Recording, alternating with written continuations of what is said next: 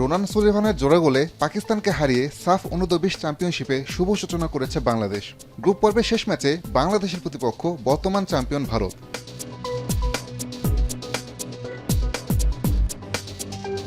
নিজ নিজ ম্যাচ জিতে এরই মধ্যে বাংলাদেশ ও ভারত সেমিফাইনাল নিশ্চিত করেছে। তবে গ্রুপ চ্যাম্পিয়ন হয়ে সেমিফাইনালে তুলনামূলক দুর্বল প্রতিপক্ষ পেতে এই ম্যাচেও জয় পেতে চাইবে দুই দল। ভারতের বিপক্ষে ম্যাচকেই বাংলাদেশের মূল পরীক্ষা হিসেবে দেখছেন জাতীয় দলের সাবেক অধিনায়ক জাহিদ হাসান এমিলি।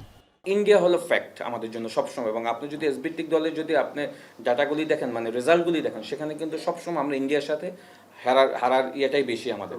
আমরা কিন্তু ম্যাক্সিমাম দেখবেন ফাইনালে গিয়েছি, ফাইনালে গিয়ে কিন্তু আমরা চ্যাম্পিয়ন হতে পারিনি, মাত্র একবার চ্যাম্পিয়ন হয়েছি, 4বার রানার আপ হয়েছি। সুতরাং আমাদের কিন্তু মেইন অপোনেন্ট হলো ইন্ডিয়া। সাবেক ফুটবলার ও কোচ শফিকুল ইসলাম মানিক অবশ্য সরাসরি চোখ রাখছেন ফাইনালেই।